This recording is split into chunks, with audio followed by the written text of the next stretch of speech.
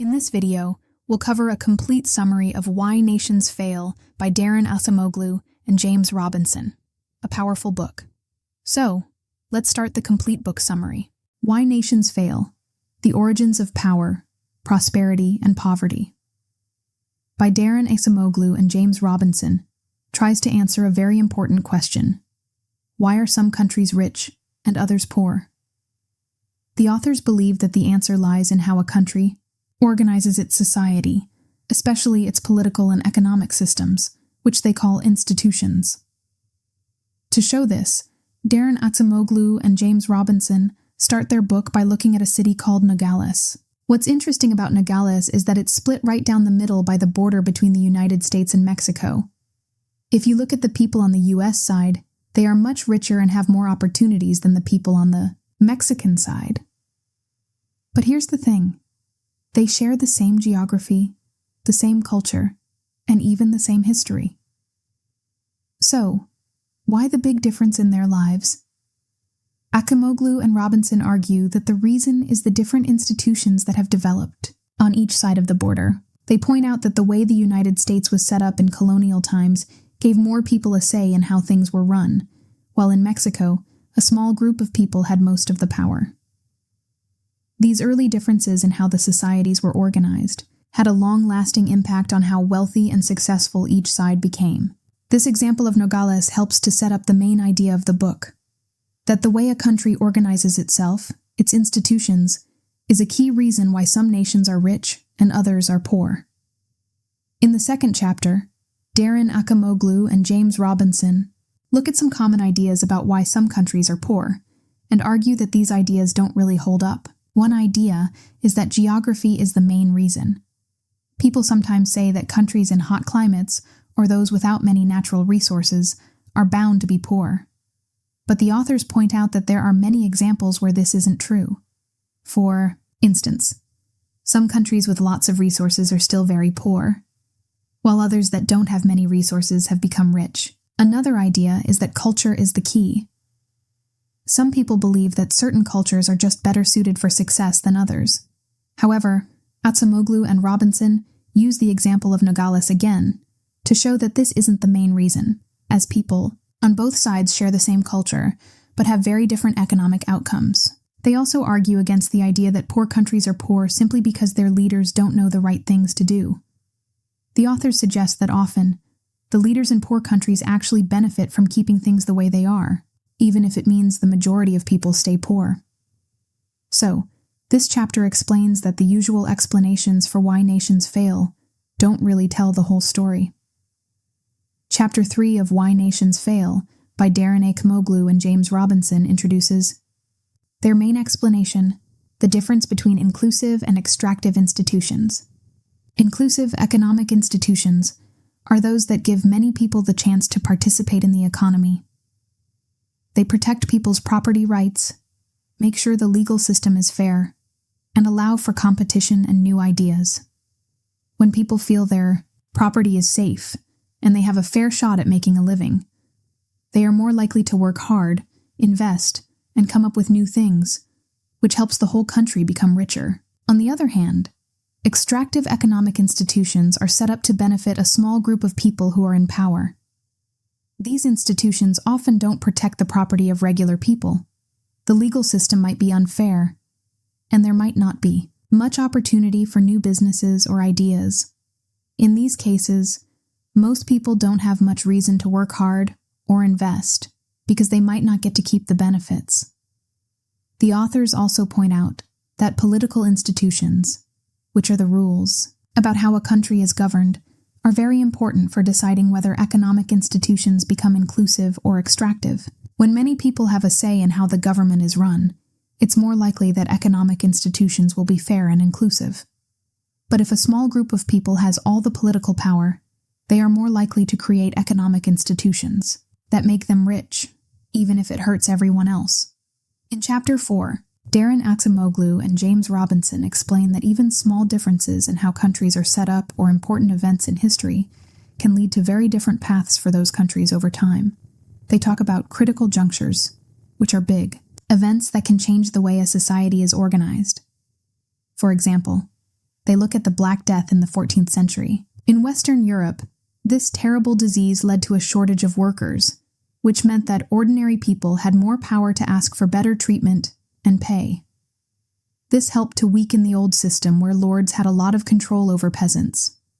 But in Eastern Europe, the opposite happened. The lords were able to use the situation to strengthen their control over the peasants. This shows how the same big event can have different results depending on how things were set up in the first place. The authors also discuss the Glorious Revolution in England in 1688 as another critical juncture. This event limited the power of the king and gave more power to the Parliament, which represented a wider range of people. This shift helped to create more inclusive institutions in England. So, this chapter highlights how history, and even seemingly small differences at important times, can have a big impact on whether a country ends up with inclusive or extractive institutions. Chapter 5 of Why Nations Fail by Daron Acemoglu and James Robinson looks at times when countries with extractive institutions have actually seen some economic growth. They use the example of the Soviet Union in the past. The Soviet Union, under a very strict and controlling government, was able to achieve rapid industrial growth for a while. They did this by taking resources and workers and putting them into factories. However, the authors argue that this kind of growth under extractive institutions doesn't last. They introduce the idea of creative destruction, which is when new technologies and businesses come along and replace older ones.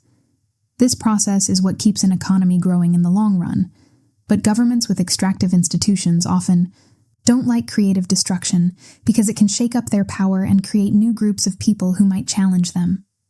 Without this constant innovation and change, economic growth eventually slows down and stops. So, while some countries with bad institutions might see some progress for a while, it's not the same as the lasting growth that comes from having inclusive institutions. In Chapter 6, Daron Acemoglu and James Robinson discuss how countries that might have started out in similar situations can gradually drift apart and end up with very different kinds of institutions. They call this institutional drift. It means that over time, small things can happen that push a country down one path or another, leading to big differences in the long run. 16:7-28. They give the example of Venice, which was once a prosperous city with relatively inclusive institutions. But over time, a small group of powerful people managed to take more and more control, making the institutions more extractive. This eventually led to Venice's decline. This shows that the path a country takes isn't always set in stone, and even countries that seem to be doing well can go in the wrong direction if they're not careful. 16:7-28.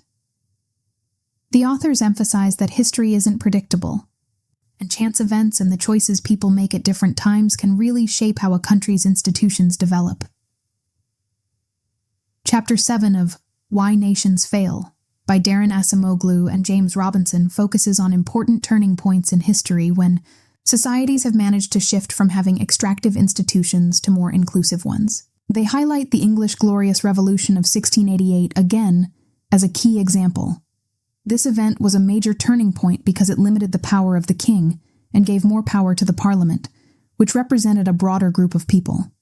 This change in political power was crucial for setting up more inclusive economic institutions, which eventually led to the Industrial Revolution in England. These turning points often happen when there's a lot of political struggle and when ordinary people start demanding more of a say in how things are run. When more people have political power, they can push for economic rules that are fairer and give more people opportunities. This chapter shows that while it's hard to change from extractive to inclusive institutions, it has happened at certain times in history and can lead to big improvements in a country's fortunes. In Chapter 8, Daron Acemoglu and James Robinson explain why countries with extractive institutions often struggle to develop because the people in power don't want things to change.